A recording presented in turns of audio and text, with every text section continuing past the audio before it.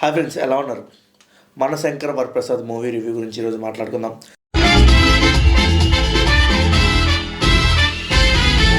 Acai క్యా high నేను మీ బట్ల మన శంకర వరప్రసాద్ గారు ఈ మూవీలో చిరంజీవి గారు, వెంకటేష్ గారు ఇద్దరు గురించి మాట్లాడుకుందాం. అనిల్ రావిపూడి గురించి మాట్లాడుకుందాం. అండ్ హీరోయిన్ నయనతార గురించి మాట్లాడుకుందాం. అండ్ హీరోయిన్ ఫాదర్ క్యారెక్టర్ గురించి మాట్లాడుకుందాం. అండ్ బీమ్స్ మ్యూజిక్ గురించి కూడా మాట్లాడుకుందాం. యాక్చువల్గా ఇదంతా పక్కన పెడితే నిన్న రాజాసాబ్ ప్రీమియర్స్కి నేను వచ్చి నేను రివ్యూ ఇచ్చినప్పుడు నన్ను కొంతమంది కామెంట్స్ చేశారు, నువ్వు సినిమాకి వెళ్తావా అని. నేను పెట్టిన రివ్యూ ఎప్పుడు అర్ధరాత్రి 3 గంటలకి, అంటే ప్రీమియర్స్ అయిపోయిన తర్వాత పెట్టాను. చాలామంది నన్ను డౌట్ క్వశ్చన్ చేశారు, నువ్వు సినిమా చూడకుండా రివ్యూ ఇచ్చారని. నాకు నచ్చలేదు అని చెప్పా. నేను సినిమా చూడకుండా నేను ఎవరికి రివ్యూస్ ఇవ్వను. సో ఇది నాది. ఇప్పుడు ఈ సినిమా గురించి వస్తే, యాక్చువల్గా సినిమాలో చూస్తే బాగుంటుందండి. ఇందులో నాకు నచ్చింది ఒక సినిమాటోగ్రఫీ మాత్రం. ఎందుకంటే చిరంజీవిని వెనకాల బీమ్స్ మ్యూజిక్కి ఆ సినిమాటోగ్రఫీ కనుక కుదిరితే మామూలుగా ఉండదు. ఇందులో స్క్రీన్ ప్లే చూడాలా, లేకపోతే ఆ యాంగిల్స్ చూడాలా, లేకపోతే స్టోరీ టెల్లింగ్ చూడాలా, ఏమీ అవసరం లేదు. సరదాగా వచ్చామా, ఎంజాయ్ చేసి పోయామా. ప్యూర్లీ కామెడీ అండి. సంక్రాంతి వస్తున్న సినిమాలో కూడా అక్కడక్కడ కొంచెం నాకు ఈ జబర్దస్త్ కామెడీ కనబడుతుంది. కానీ ఇందులో ప్యూర్ ఎంటర్టైనర్, ప్యూర్ కామెడీ కనబడింది నాకు. ఎక్కడా ఒకరిని కించపరచడం కానీ, ఎక్కడా ఒకరిని తగ్గించడం కానీ ఎక్కడా లేదు. ప్యూర్ ఎంటర్టైనర్ అనమాట. నవ్వుకొని ప్రశాంతంగా ఉండి. అందులో స్టోరీ లేదంటే స్టోరీ ఖచ్చితంగా ఉంది. నాకు అనిల్ రావిపూడి దగ్గర నుంచి నాకు నచ్చేది ఏంటంటే స్టోరీ అండి. ఆ స్టోరీ ఎంత బాగా చెప్తాడంటే, కొన్ని డైలాగ్స్ ఉంటాయి చాలా బాగుంటాయి. అంటే ఎక్కడ ఫోర్స్డ్గా నవ్వించినట్టుగా లేదు ఈ సినిమా. చాలా జెన్యున్గా నవ్వించాడండి. కొన్ని తెలుస్తుంటాయి, కావాలని డైలాగ్ ఇక్కడ క్రియేట్ చేశాడండి, కానీ అది కూడా మనం యాక్సెప్ట్ చేస్తాం. ఎందుకంటే ఇదంతా నేను చెప్తుంది ఎందుకు యాక్సెప్ట్ చేస్తామంటే కూడా, మనకి ఇప్పటి వరకు సంక్రాంతి వస్తున్న దగ్గర నుంచి ఇప్పటి వరకు ఇంత కామెడీ రాల. మధ్యలో కొన్ని కామెడీస్ సినిమాలు వచ్చినాయి, కానీ ఇంత పెద్ద హీరో నుంచి ఇంత కామెడీ సినిమా రావడం అనేది, నేనేదో చెప్తున్నా, అవుట్ అండ్ ఎంటర్టైన్మెంట్ అండి.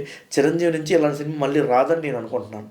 ఒకప్పుడు చిరంజీవి కనబడ్డాడు, ఆయన చాలా అందంగా కనబడ్డాడు, చాలా ఎంగుగా కనబడ్డాడు. ఇప్పటి హీరోలు కూడా అలా మెయింటైన్ చేయలేము. ఆయనకి 72-73 ఏళ్ళ వయసులో ఆయన డ్యాన్సులు, పాటల గురించి చెప్పక్కర్లేదు. పాటలు అయితే మామూలుగా లేదు.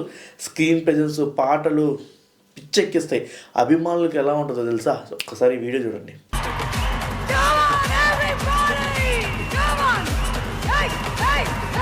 ఎలా అయితే అనిల్ రావిపూడి అక్కడ ఎగిరాడో, అసలు ఆయన పేరు అనిల్ రావిపూడి కాదండి, సంక్రాంతి అని పెట్టాలి. ఎందుకంటే సంక్రాంతి అని పెడితే ప్రతి ఒక్క సంక్రాంతికి వస్తున్నాడు, కొడుతున్నాడు, పోతున్నాడు. ఈ సినిమా కూడా కొట్టాడు. బ్లాక్ బస్టర్ అయితే 300 కోట్లు ఖచ్చితంగా వస్తుంది. నేను చెప్తున్నా 300 కోట్లు ఖచ్చితంగా వస్తుంది. ఇది మామూలు సినిమా కాదండి, సూపర్ హిట్ సినిమా. అసలు పిచ్చెక్కించింది సినిమా. అండ్ ఫైనల్గా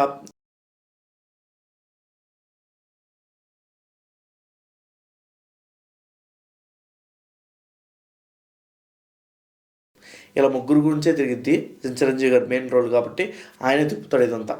సో సినిమాలో ఎక్కువ ఫోకస్ చేయాల్సిన అవసరం లేదండి. రివ్యూ అంటే చీల్చి చెండాడాలి, ఇక్కడ ఈ సీన్లో ఇది బాగాలేదు, ఈ ఎక్స్ప్రెషన్ బాగాలేదు, ఇదంతా అవసరం లేదు. సాధారణ మిడిల్ క్లాస్ వ్యక్తి ఒక సినిమాకి ఎలా వెళ్తాడు, వెళ్ళాడా, ఎంటర్టైన్ అయ్యాడా, వస్తాడా. ఇంకా ఈ సంక్రాంతి, ఎక్స్పెషల్గా ఈ సంక్రాంతి అయితే ఫ్యామిలీస్ ఎక్కువ వస్తారు, నవ్వుకోవడానికే ఎక్కువ వస్తారు.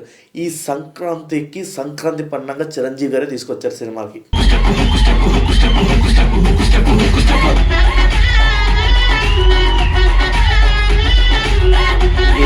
బీమ్స్ మ్యూజిక్ బాగానే ఉంది. యాక్టర్స్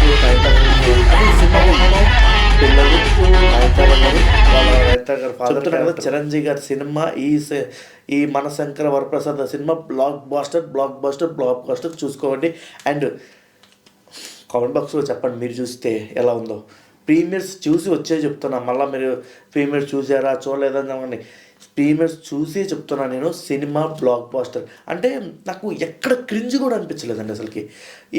ఒక సీన్లో మందు తాగి, నేను క్యాప్చర్ చేయలేకపోయా, కానీ నేను లేకపోతే వీడియో పెట్టేవాడిని, యూట్యూబ్ కాపీరైట్స్ వస్తారని. బట్ నాకు గ్లాస్ మూమెంట్స్ బాగా నచ్చింది. మందు తాగినప్పుడు వాళ్ళకు పద్యం చదువుతారు, అది మందు వారం ఏదో అని సంథింగ్, మామూలుగా నవ్వురాదు నాకైతే. అండ్ కొంచెం వెంకటేష్ గారు వచ్చినప్పుడు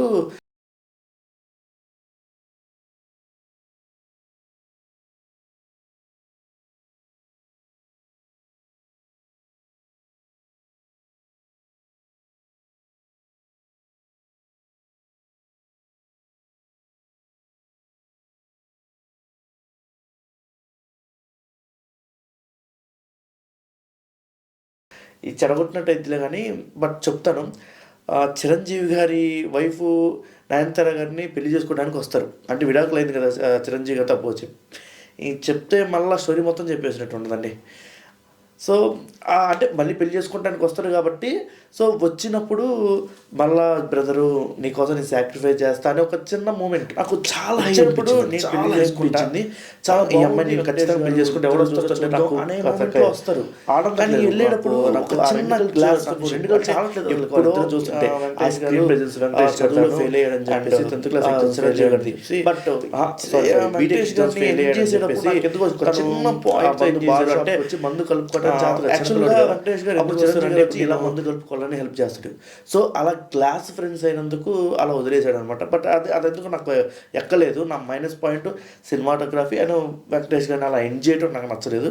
ఇంకొంచెం కామెడీ జనరేట్ చేస్తుంటే బాగుంటుంది. అండ్ మా పాటలో వెంకటేష్ గారు అండ్ చిరంజీవి గారు పాట ఉంటుంది, సో అది కూడా నాకు ఏదో పెట్టారు అని అనిపించింది. బట్ పాట ఏదో చాలా బాగుంది. బట్ నాకు ఆ ఓర కావాలని తీసుకొచ్చారంటే ఒక సీన్ పరంగా ఈ సీన్ పరంగా పాట ఉండాలి ఇక్కడ అనేదట్టే నాకు అనిపిలా. తీసుకొచ్చి పెట్టారు, వారిద్దరు డ్యాన్స్ చేశారు కాబట్టి తీసుకొచ్చి పెట్టారు అనిపించింది. బట్ పాట అయితే చాలా బాగుంది అండ్ లాస్ట్ క్లైమాక్స్ బాగానే ఉంది.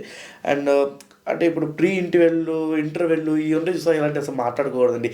సింపుల్ కామన్గా ఉంటుంది, సినిమా మొత్తం కామన్గా వెళ్తూ ఉంటుంది. సాధారణ కామన్ ఆడియన్ ఎలా అయితే ఎంటర్టైన్ అవుతాడో అలా తీసాడు. సో సంక్రాంత్ అనిల్ గారు, అనిల్ రావిపూడి అని పిలవని ఈసారి నుంచి నేను మిమ్మల్ని సంక్రాంత్ అనిల్ అనే అంటాను. నేను కుమ్మే సరిపోండి. ప్రతి ఒక్కరు వాళ్ళకి ఇచ్చిన యాక్టింగ్ చింపేసి ఆరది కట్టారు. సో మళ్ళీ కలుద్దాం. మీ కామెంట్ బాక్స్లో కామెంట్ చేయండి. మళ్ళీ కలుద్దాం వేరే వీడియోలో. బాయ్.